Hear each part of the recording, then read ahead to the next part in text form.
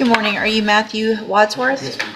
And Mr. Wadsworth was previously in court and entered a plea of guilty to the second-degree felony offense of aggravated assault with a deadly weapon. There was 8 years. Sounds like a deal, but here's the kicker. With his rap sheet, that's practically a discount sentence. Stick around, you'll see why the judge is already side-eyeing this plea. an agreement for a cap of 8 years in prison. I've received the pre-sentence report. Has everyone had an opportunity to review that report? We have, Your Honor. Yes, sir. Are there any additions or corrections? No, Your Honor. Not from this one. All right, Mr. Rojas, you may proceed. Yeah, Judge, this is a cap of 8. The agreement, I think, is a cap of 8, and just based on the criminal history alone and the PSI, it looks like It looks like you did a very good job of getting that agreement. that's kind of what, not that I did a good job, but I think that may be doing a favor to Mr. Wadsworth. However, Judge, there are some things I'd like to point out.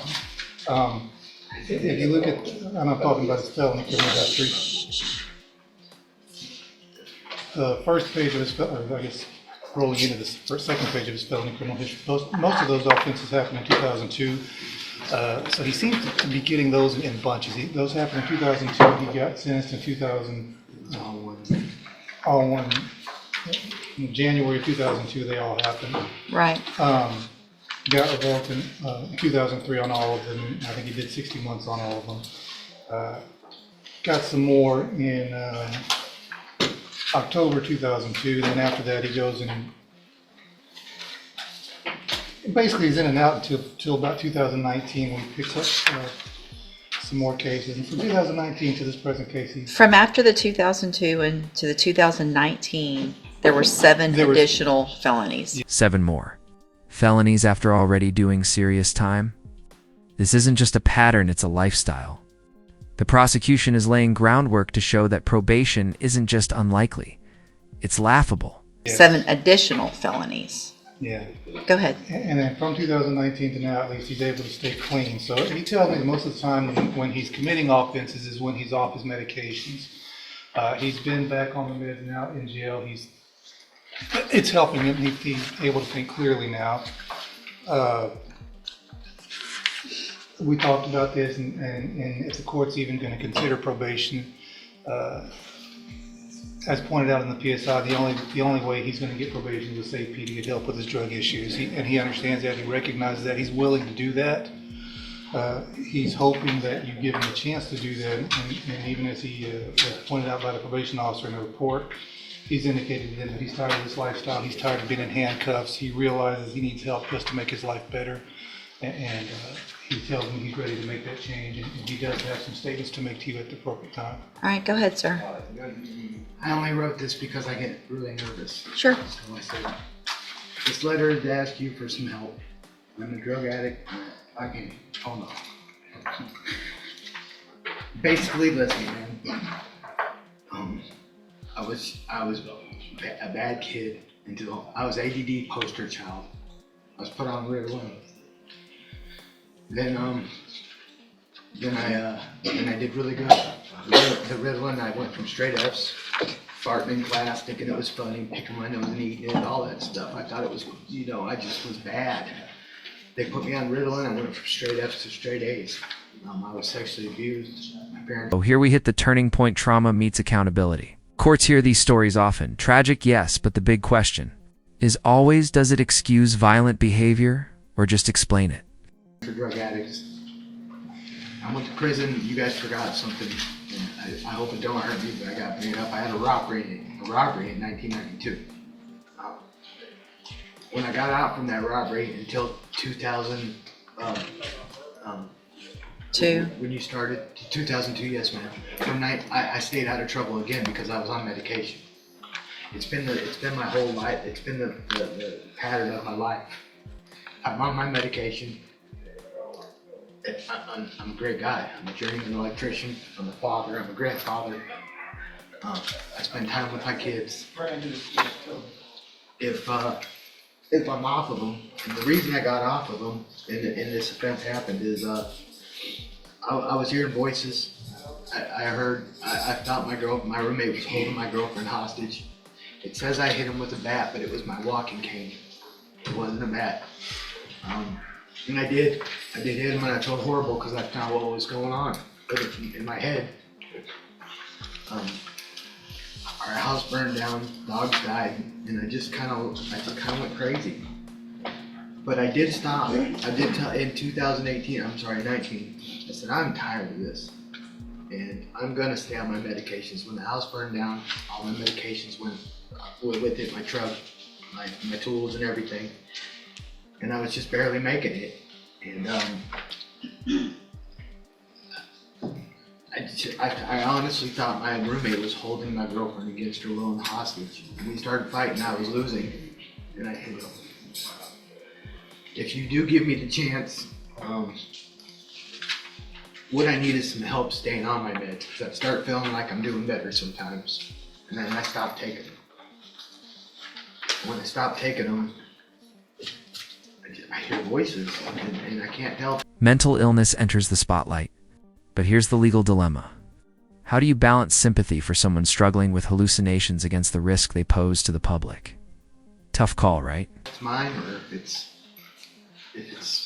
somebody else, or I can't tell. So, but Mr. Wadsworth, here's the thing. Yes, ma'am. And I appreciate what you're saying, and I feel like you are sincere in what you're saying. Yes, ma'am. The problem is you're 51 now, 52? 51. Ma'am. 51. Fixing to be 52. And you know you've had these issues. Yes, ma'am. You've been given opportunities, and you know I need to be on my meds.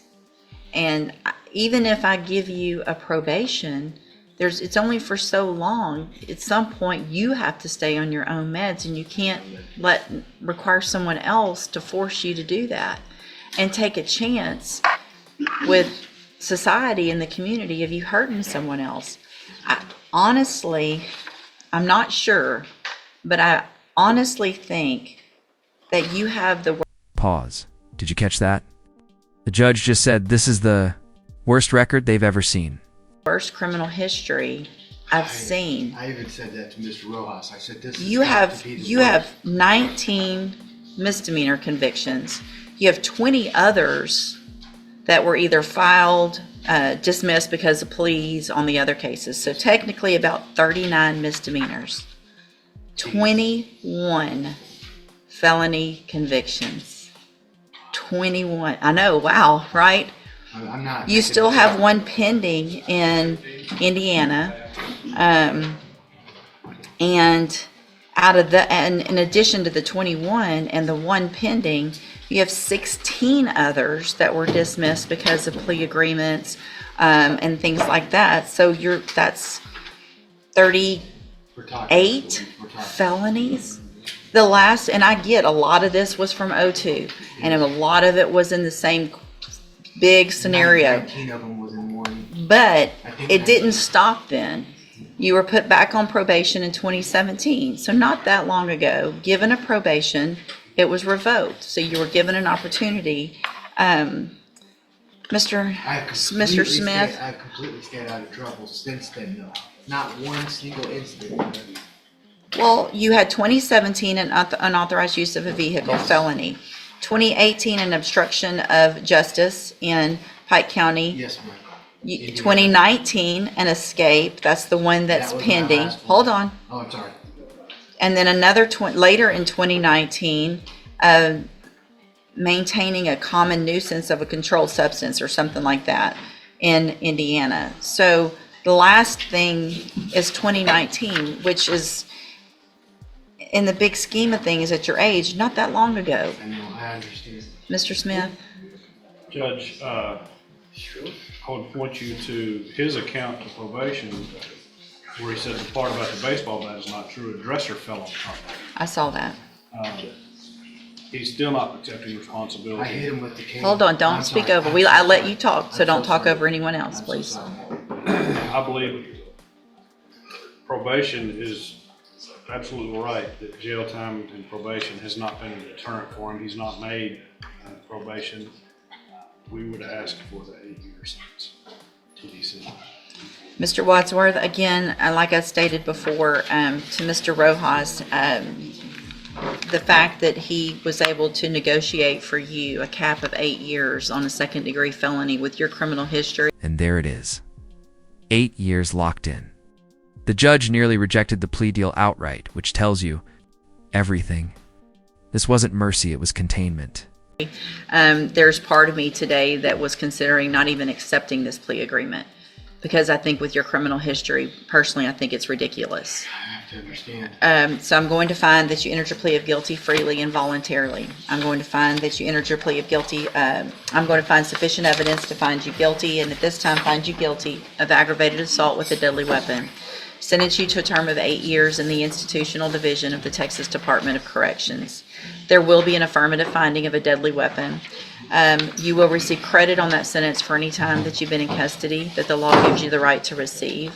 I'm handing you the trial court certification that shows this was an agreement that I followed, and so you've waived your right to appeal. I have also handed you a written admonishment regarding your ineligibility to possess a firearm or ammunition. Because of the judgment entered against you, you're ineligible under Texas law to possess a firearm or ammunition. Possession of a firearm or ammunition could lead to charges against you. Firearm is a legal term, and you should read the written admonishment I provide you to see what devices qualify as a firearm. If you have any questions about the laws that make you ineligible to possess a firearm or ammunition or about how long that lasts, you can talk to Mr. Rojas. There's help in prison for you with medication. It's going to be up to you when you get out to either change your life if you really want to or not, and you'll have to do that on your own. All right, good luck to you, sir. You can go back with the bailiff. Try again, same number.